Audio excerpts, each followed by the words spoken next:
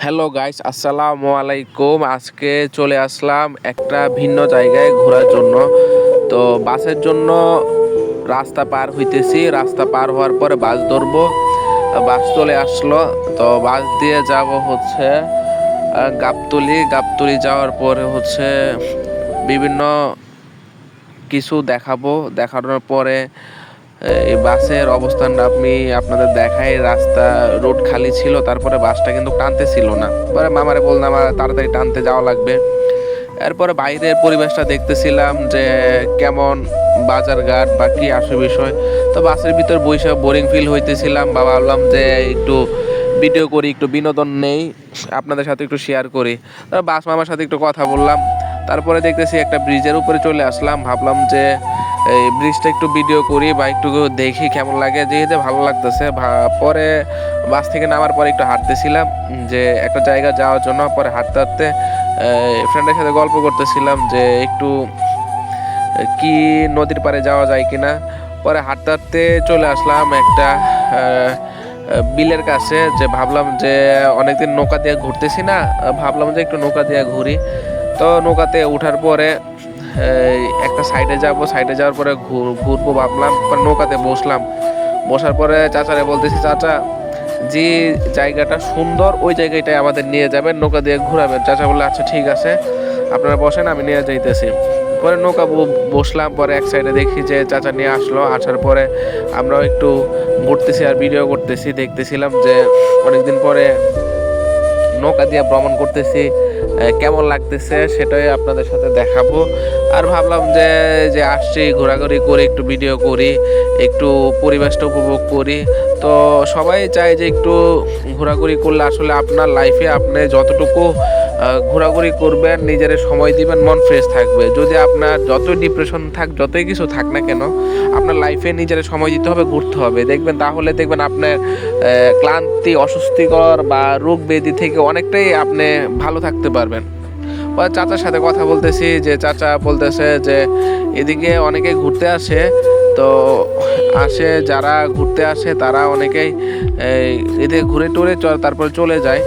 ভাবলাম যে আমরা একটু আসছি যেহেতু ঘোরাঘুরি করি। পরে চাচার সাথে কথা বলতেছিলাম। কথা বলতে বলতে চাচা বলতেছে, এই আপনারা কি ভিডিও করেন? আমরা হ্যাঁ ভিডিও করে মাঝে মাঝে একটু একটু। তো ঘোরার জন্য আসলাম এদিকে। জিজ্ঞেস করলো বাড়ি কোথায়, ভাবলাম যে একটু দূর থেকে আসলে বললাম। পরে দেখি যে একটা ট্রলার যাইতেছে। ভাবলাম যে বালুর ট্রলার দেখতেছিলাম, ভালোই লাগতেছে। তো আপনাদের যাদেরকে বলবো যদি এখানে চিনেন বা আসেন, ঘুরে যাইতে পারেন, ভালো লাগবে প্রকৃতিটা।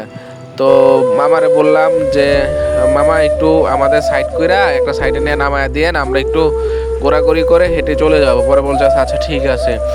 পরে নৌকা থেকে নামার পরে একটা সাইডে আসলাম। আসার পরে এখন এই সাইডে নামবো। নামার পরে ভাবলাম যে কিছু খাওয়া দাওয়া করা যায় কিনা। পরে দেখতেছি যে না, খাওয়ার কোনো দোকান নেই। পরে বললাম যে চাচা আমাদের অন্য সাইডে নামায়া দেন। চাচা বলছে আচ্ছা ঠিক আছে, আপনারা বসেন, আমি অন্য সাইডে নামায়া দিব। তো সব মিলাই আসলে আজকের জার্নিটা আসলে ভালোই ছিল। ভালো থাকার পরেও আর কি, যে আসলে পরিবারের সাথে ঘুরলে আসলে মানুষের যে যে এরকম একটা ভালো লাগা কাজ করে, মনে একটা শান্তি থাকে, শেষে আসলে আপনি ঘরে বসে থেকে পাবেন না। আপনাকে জীবন উপভোগ করতে হলে, জীবনকে ভালো রাখতে গেলে, ভালোবাসতে হলে আপনাকে ঘুরতে হবে, যে সময় দিতে হবে। অনেকে আছে আপনার শখের বয়সে এখন টাকা নাই বা টাকা আছে, তা আপনি ঘুরতেছেন না, কিন্তু ঘুরতে গেলে আসলে নিজের একটা ইচ্ছা থাকে, এত আহামরি যে টাকা লাগে তাও না। আপনাকে ভালো রাখতে গেলে, আপনার মন ফ্রেশ রাখতে গেলে, আপনার হাজার কর্মব্যস্ততার মাঝে কিন্তু আপনাকে ঘুরতে হবে, সময় দিতে হবে, আনন্দ নিতে হবে। যদি আনন্দ না নেন, শুধু টাকার পিছনে ছুটেন, তাহলে কিন্তু জীবনের যে একটা আনন্দময় একটা সময়, একটা ঘোরার সময়, এটা কিন্তু একটা সময় আসে পাবেন না। তো আপনার সময় থাকতে হাতে জীবনটারে উপভোগ করুন, ঘুরুন, হয় ফ্যামিলির সাথে, না হয় নিজে একা সময় পেলে ঘোরাঘুরি করুন, কোথাও ঘুরতে যান। দেখবেন আপনার জীবনটা ভালো লাগবে, মন ফ্রেশ থাকবে। সপ্তাহে একদিন ছুটি পাইলে বা হচ্ছে ফ্যামিলিকে একটু সময় নিয়ে কোথাও ঘুরতে গেলে দেখবেন যে একটা আনন্দ আসে, সেটা আসলে ওই টাকা দিয়া বা হচ্ছে অন্যভাবে আসলে পাওয়া যায় না। তো যাই হোক, পরে একটা পাড়ে আসলাম। আসার পরে আমার চাচা বলতেছে, চাচা আচ্ছা আমাদের এই পাড়টা নামায় দেন। নামায় দেওয়ার পরে আমরা আসলে নেমে পড়লাম। নেমে পড়ার পরে যে হাঁটতেছিলাম, ভাবলাম যে ব্রিজটা যেহেতু একটা সাইডে পড়ছে নদীর, ভাবলাম যে একটু হাঁটাহাঁটি কইরাই তারপরে নদীর ওই পারে যাব। পরে ভাবলাম যে আইসা পড়লাম। এরপরে হচ্ছে ওই একটা গাড়ির জন্য অপেক্ষা করতেছিলাম, যে গাড়িটা আসতেছে না। পরে ভাবলাম যে একটু সামনে যাওয়ার পরে যে গাড়িতে উঠবো, ওই গাড়িটা আসলে আসতেছিল না। পরে ভাবলাম যে অনেকে দাঁড়ায় আছে, আমিও দাঁড়ায় আছি। পরে দেখি যে আসলো গাড়িটা আসার পরে ভাবলাম রুট পার হয়ে ওই পারে যাব। ওই পারে যাওয়ার পরে গাড়িতে উঠলাম।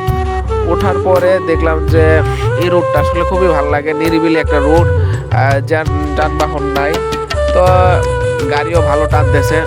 তো আসলে রোডটা আসলে দেখে ভালোই লাগছে। তো বাসের ভিতরে আসলে একজনে এখানে ঘুমাইতেছে নাকি নেশা করছে কে জানে। তারপরে বাস থেকে নামে পড়লাম। নামে পড়ার পরে হাঁটতেছিলাম, হাইটা একটা ওভারব্রিজের নিচে আসলাম। দেখলাম যে কিছু খাওয়ার কিছু আছে কিনা, যে পরে দেখি যে না। পরে হাঁটতে হাঁটতে ওভারব্রিজটা পার হইলাম। পার হওয়ার পরে দেখি যে অনেক যানবাহন। পরে ভাবলাম যে একটু হাঁটাহাঁটি করে অন্যদিকে যাই। তারপরে হাঁটতে তারপরে মিরপুরে চলে আসলাম। মিরপুরে আসার পরে দেখি যে ফুটপাতের মধ্যে অনেক দোকানপাট উঠছে। ভাবলাম যে কিছু এখান থেকে কিনা যায় কিনা। পরে ভাবলাম যে এখানে কিছু পছন্দ হইতেছে না, ভাবলাম যে না ফুটপাতে কিনবো না, দেখি সামনে থেকে মার্কেট থেকে কিছু কিনা যায় না। তো দেখতেছি যে ফুটপাতের কাছে অনেকে অনেক কিছু কিনতেছে, যাদের যেটা পছন্দ হইতেছে, জুতা হোক এটা হোক। তারপরে দেখতেছি যে মিরপুরের মধ্যে মার্কেট থেকে যে ফুটপাতের মধ্যে ভালো ভালো কালেকশন পাওয়া যায়। তো ভাবলাম যে এখান থেকে কিছু পছন্দ হয় কিনা।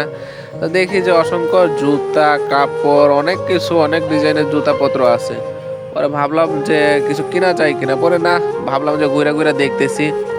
তো দেখার পরে পছন্দ হইতেছে না, পরে চলে গেলাম। চলে যাওয়ার পরে যে জুতাগুলা হাতে নিয়ে দেখলাম যে ভালোই, জুতার কালেকশনগুলো ভালো।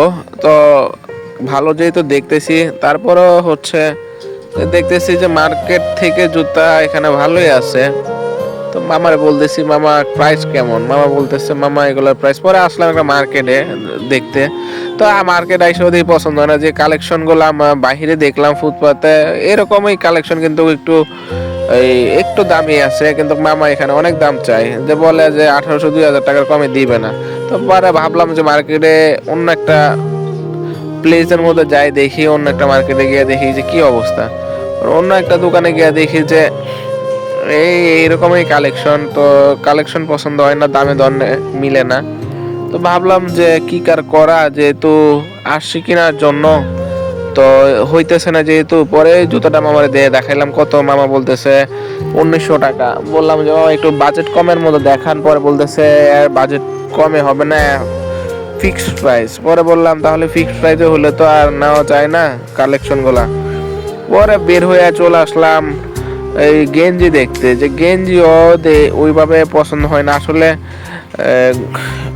যারা বাজেট কম তারা আসলে ঢাকা এরকম মিরপুরের মধ্যে এরকম ফুটপাতের থেকে কিনাই ভালো, বাজেট কমে থেকে। এরপরে দেখতেছি বিভিন্ন মাটির জিনিসগুলা দেখে তো ভালোই লাগলো, যে দেখি কেমন লাগে।